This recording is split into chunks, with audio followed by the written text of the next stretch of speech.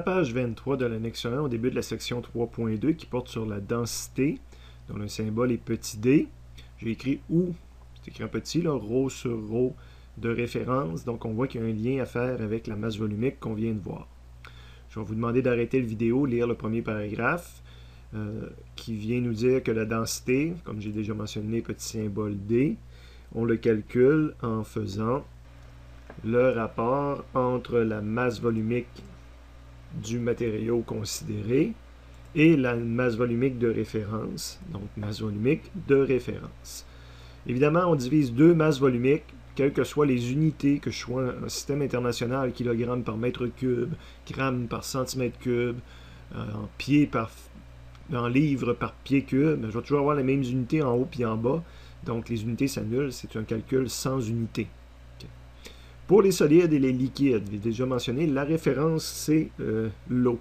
Donc, quand on veut connaître la densité d'un liquide, on prend sa masse volumique du liquide divisé par la masse volumique de l'eau. À moins qu'on ait besoin de beaucoup de précision, ben on va prendre le ρ de l'eau à 4 degrés Celsius, qui est égal à 1000. Donc, ça nous fait un calcul facile à faire. Kg par mètre cube ou encore 1 gramme par centimètre cube. Je prendrai le temps de lire les deux paragraphes, mais ce qu'on dit ici, c'est qu'une autre façon d'interpréter la densité, c'est justement parce qu'on se compare à l'eau, de dire ben, combien de fois je suis plus pesant ou moins pesant que l'eau. L'eau étant mon unité, donc le plomb a une densité de 11,3, ben, il est 11,3 fois plus dense, plus pesant que l'eau, 19,3 pour l'or, etc. Pour les gaz, on utilise autre chose que l'eau pour se comparer. On utilise l'air. Donc, la densité d'un gaz, ça va être la densité de la masse volumique de ce gaz divisée par la masse volumique de l'air. Là, j'ai plus de difficulté à retenir le chiffre, mais on prend le ρ de l'air, sauf exception des températures et pressions différentes. On prend le ρ de l'air, qu'on a les deux valeurs ici en kg par mètre cube ou en grammes par centimètre cube.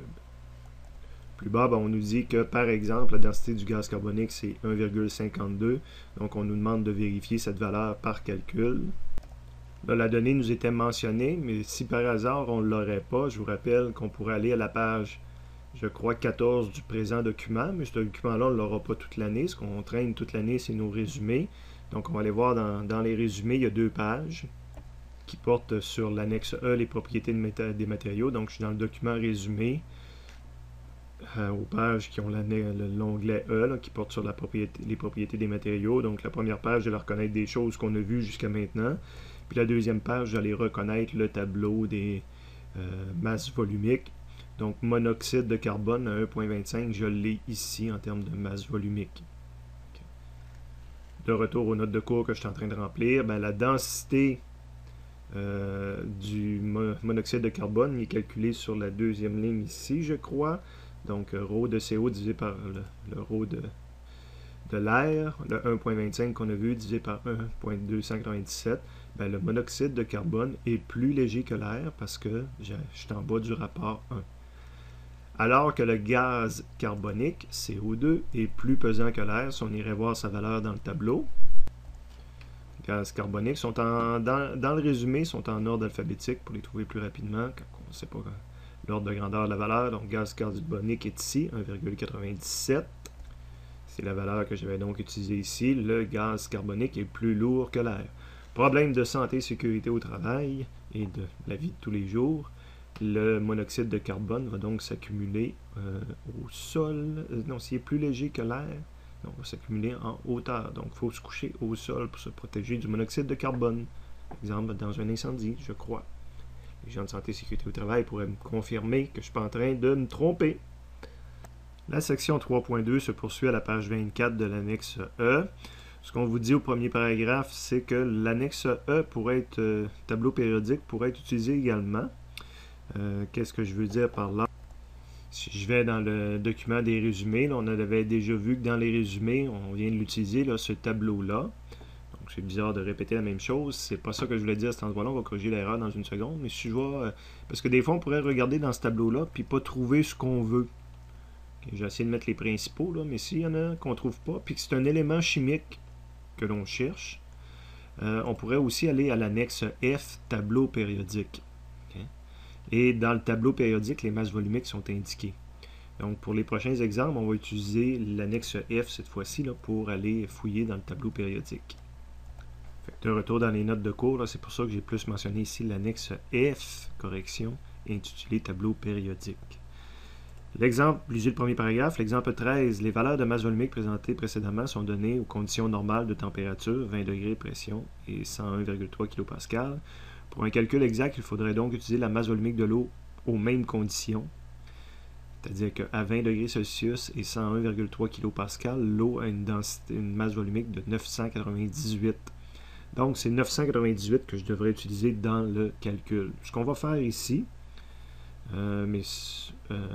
parce qu'on a le temps de faire des calculs un peu plus précis, mais dans les faits, on pourrait diviser par 1000, puis je pense qu'on va le faire pour voir que ça donne pratiquement la même valeur. Premier exemple, les deux premières lignes, ça va me prendre la masse volumique de l'aluminium, donc on va aller dans le tableau périodique. Sur votre feuille imprimée, évidemment, vous n'avez pas les couleurs, ça complique un petit peu la recherche, mais l'aluminium, c'est dans les métaux. Les métaux principaux, c'est de 21 à 30 ici, donc ils sont sur la deuxième page. Mon tableau périodique présenté de cette façon-là ne rentrait pas sur une page 8,5 par 11 sans que je rapetisse tout et qu'on ne voit plus rien. Donc, la partie du milieu d'un tableau périodique typique est mise sur la deuxième page. 21 à 30, est-ce que c'est vrai que j'ai l'aluminium à cet endroit-là? J'ai l'argent? Non, l'aluminium n'était pas là. Non, de retour à la page précédente, c'est vrai, l'aluminium, il est en dessous ici. Il faut le chercher. Je ne suis pas un spécialiste du tableau périodique. Donc, l'aluminium est ici. Je vous rappelle comment on interprète. Donc, j'ai la masse molaire ici, puis j'ai la masse volumique dans le bas. Donc, c'est le 2698 qui est ici, qui est donné en kilogrammes par mètre cube. Donc, le 2698 qui est là.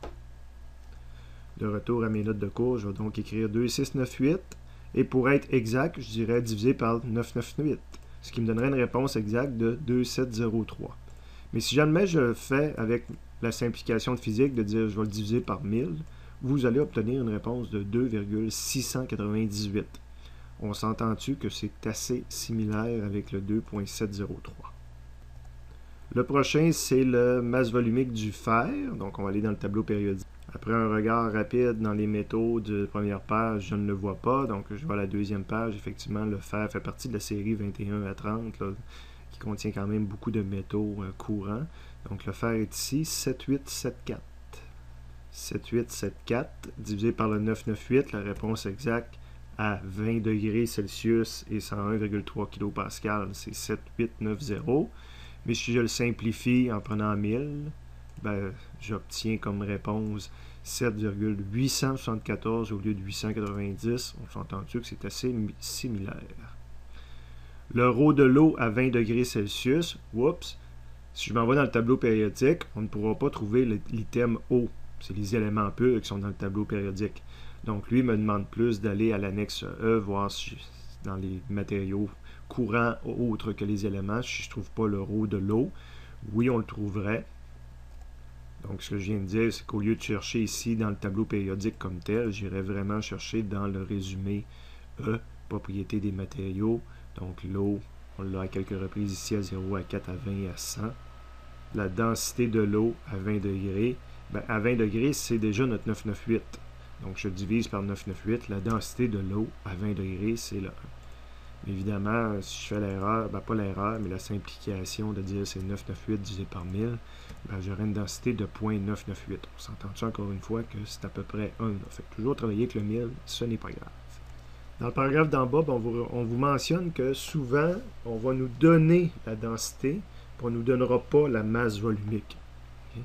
Évidemment, je pars de mon équation, puis j'isole la masse volumique, celle qui est en haut, celle qui n'est pas ma référence. Donc, ce terme-là va venir multiplier de ce côté-ci. Donc, le rho d'un matériel, c'est le rho ou la densité du liquide fois le rho de l'eau. Le rho pour un liquide et un solide, c'est la densité fois le rho de l'eau. C'est le fun, le rho de l'eau, c'est un fois 1000. Quand je prends la simplification fois 1000, fois 1000 en kilogrammes ou fois 1 en grammes par centimètre cube. Donc, la densité qui nous est donnée, je la multiplie soit par 1000, soit par 1. Pour un gaz, c'est un petit peu plus tannant, c'est la densité du gaz fois la masse volumique de l'air. Et là, ça me prend les chiffres qu'on a vus tout à l'heure, qui sont plus difficiles à retenir. surtout pour une personne comme moi. La section 3.2 densité se poursuit à la page 25 de l'annexe E. Maintenant, faire un exemple de ce qu'on vient de voir au bas de la page précédente. Exemple qui se lit comme suit. Si la densité du cuivre est de 8,96, quelle est sa masse volumique en kg par mètre cube et grammes par centimètre cube? Deuxième lecture pour identifier. Donc, on nous donne la densité du cuivre. 8,96 sans unité une densité. C'est petit d. J'ai rajouté CU. Pas strictement obligatoire là, quand j'ai juste un élément dans tout mon problème, que je peux pas être en conflit ou le mêler avec un autre élément. On rencontre aucun autre chiffre que notre inconnu, mais on nous la demande deux fois notre inconnu en mètres cubes, en kilogrammes par mètre cube, puis en grammes par centimètre cube. Donc on me demande deux fois la masse volumique du cuivre. L'outil que je vais prendre, ben, c'est la formule que la densité, c'est le ρ de mon élément divisé par le ρ de l'eau. Donc en jaune, parce que c'est vraiment une formule qui apparaît dans nos formulaires. Ici, j'ai rajouté le CU pour montrer que je le faisais pour du cuivre. Mon inconnu, le point d'interrogation, c'est le cuivre. Donc différents chemins possibles. Mais là, j'ai isolé mon ρ du cuivre. Donc le ρ de l'eau est venu multiplier en haut ici. Je suis prêt à faire les calculs. Densité du cuivre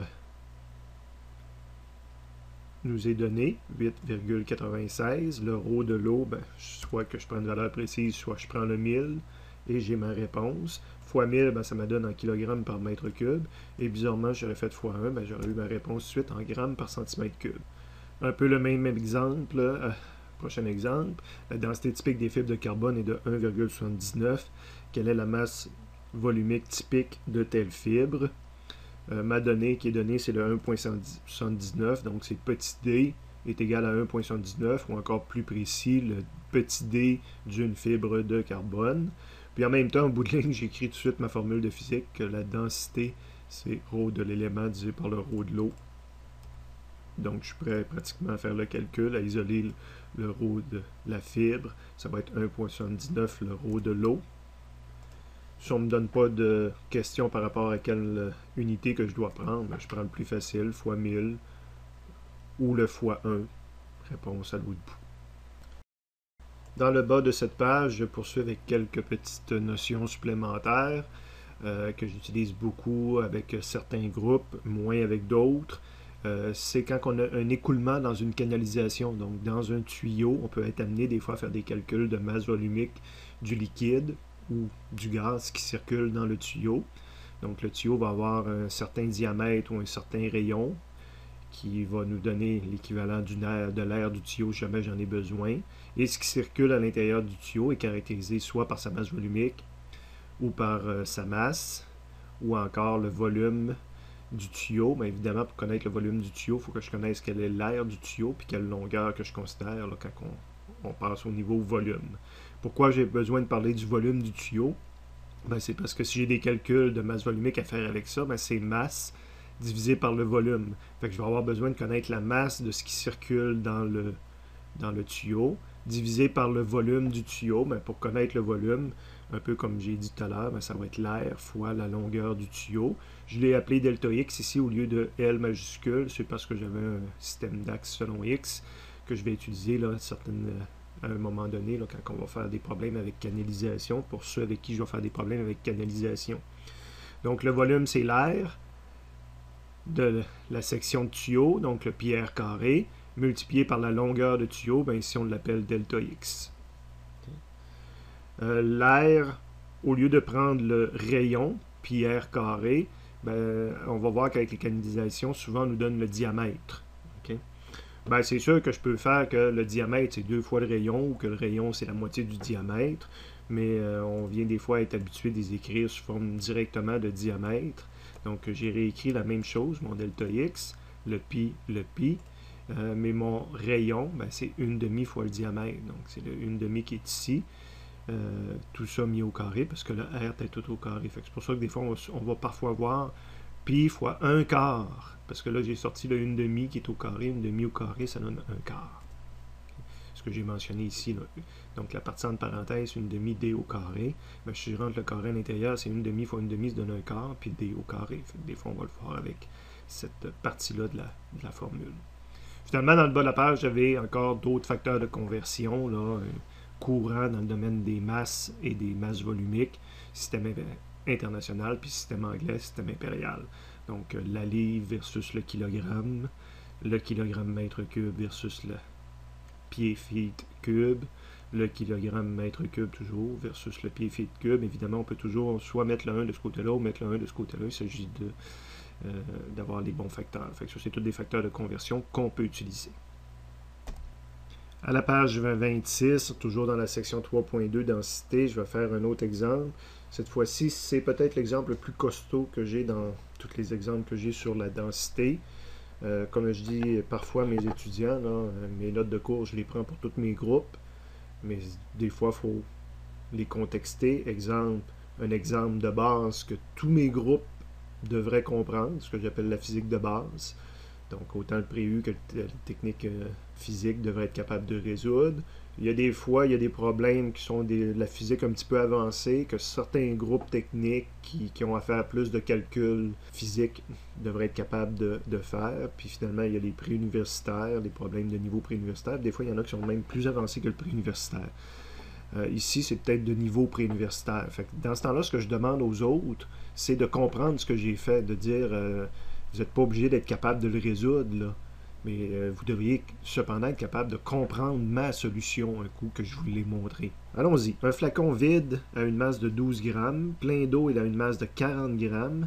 Plein d'essence, il a une masse de 34 grammes. Déterminer la masse volumique et la densité de l'essence. Donc, c'est une expérience typique d'identification ou de reconnaissance d'utilisation de la masse volumique là, pour obtenir d'autres données. Donc, on me demande quelle est la masse volumique, dans ce cas-ci, de l'essence et la densité de l'essence. C'est faisable avec les données qu'on a, on va s'en convaincre. Donc, le premier chiffre que j'ai, un flacon vide a une masse de 12 grammes. Donc, c'est une masse. C'est la masse du flacon. Donc, je pense que j'ai pris petit f là, pour représenter le flacon vide, pèse 12 grammes. Plein d'eau, il a une masse de 40 grammes. Donc, j'ai une autre donnée.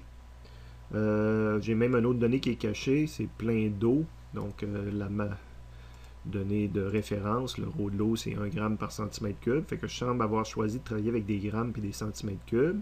Le prochain chiffre, c'était le 40. Donc, 40 grammes. Ça, c'est la masse du flacon et de l'eau. Donc, indice F, indice O. Les deux ensemble pèsent 40 grammes. Maintenant, je le remplis d'essence dont je ne connais pas la masse volumique, mais j'aurais besoin de le savoir. J'ai une balance, ben, je vais réussir à déduire la masse volumique à partir de tout ça. Donc, c'est le 34 grammes. Ça, c'est la masse du flacon avec l'essence dedans. Donc, l'essence est plus léger que l'eau. Première déduction. Et prochaine donnée, ben, c'est mes données inconnues, donc en termes de masse volumique inconnue, puis en termes de densité sans unité, c'est inconnu. Donc, densité de l'essence, masse volumique de l'essence. Évidemment, ma formule de base sur laquelle je vais me baser, ça va être ρ est égal à m sur v, que j'ai déjà écrit une première fois ici, mais que j'ai adapté à l'essence. Donc, ρ de l'essence, c'est la masse de l'essence divisé par le volume de l'essence, parce que mon premier point d'interrogation, justement, c'est le ρ de l'essence. Je pourrais mettre les chiffres, mais je m'aperçois que la masse de l'essence tout seul, je ne l'ai pas, puis le volume d'essence tout seul, je ne l'ai pas non plus.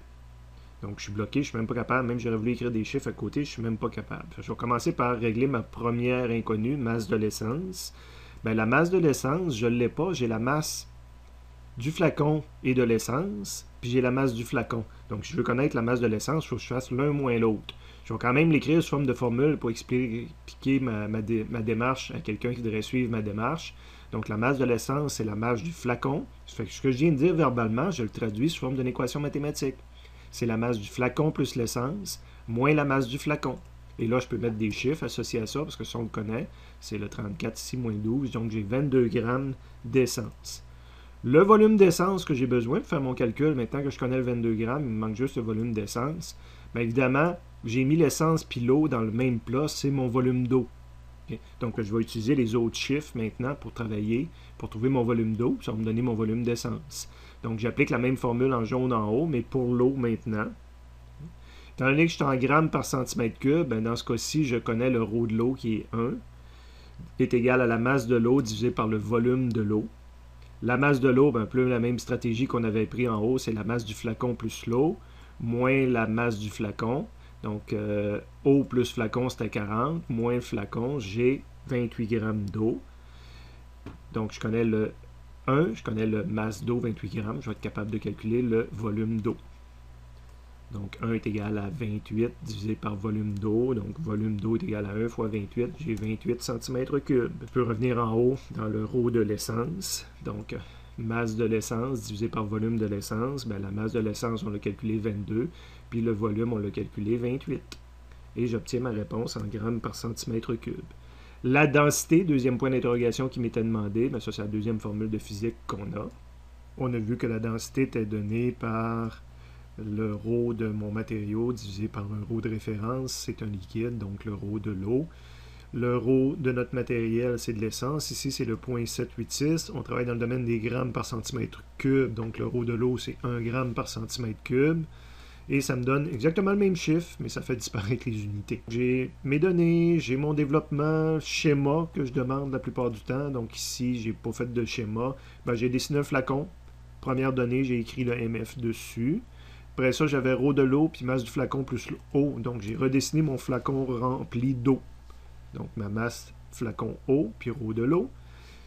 Les deux là, maintenant, sont documentés. Après ça, j'ai masse flacon essence, puis ρ de l'essence. Donc, prochain dessin, je les remplis d'essence.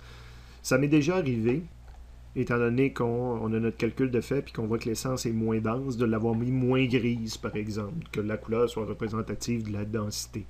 Donc, je viens de représenter deux autres variables. Il me reste la dernière qui est pour représenter. Je l'ai écrit à côté du flacon. Donc là, j'ai un cahier de calcul le plus complet que je suis capable de me rendre personnellement.